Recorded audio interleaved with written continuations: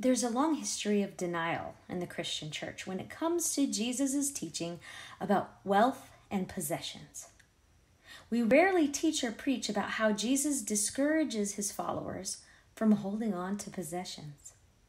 Instead, we continue to protect the American dream, the idol we have made that sits on the twin altars of materialism and success.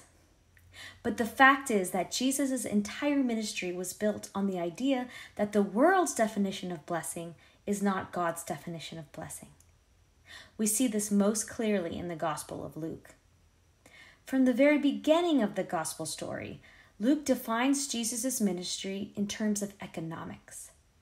In Mary's prophetic song at the end of Luke 1, she declares that God has brought down the powerful from their thrones and lifted up the lowly. God has filled the hungry with good things and sent the rich away empty.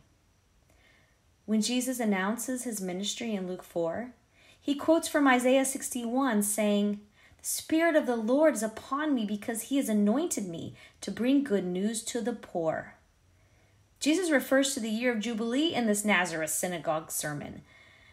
And he emphasizes that the kind of divine deliverance that he is bringing is an economic one, resulting in the cancellation of literal debts, of the end of generational poverty, and justice for all the economically oppressed. We all know the Beatitudes from Matthew, but we rarely quote the ones in Luke.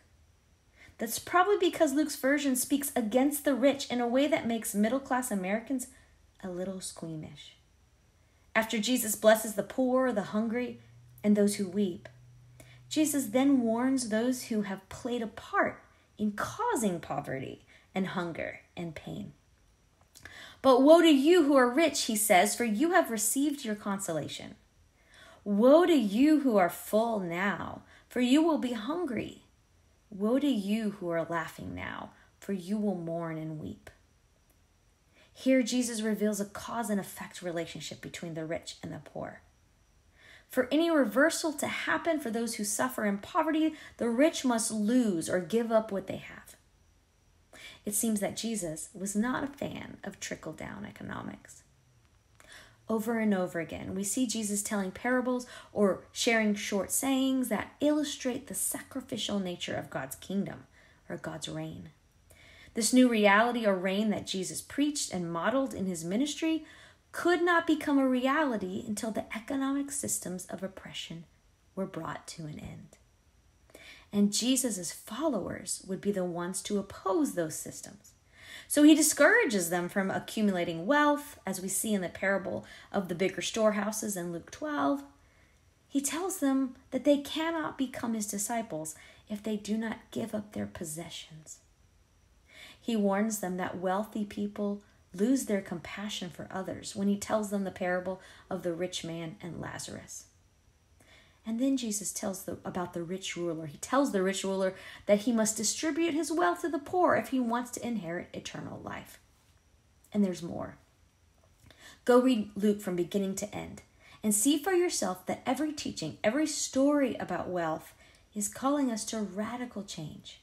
Jesus is telling his followers, telling us, that the reign of God will not become a reality among people who value wealth and retirement over caring for the needs of others.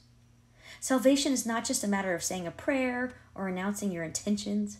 It involves the hard, countercultural work of tearing down the idol of wealth in our lives and putting the radical generosity and justice of God in its place.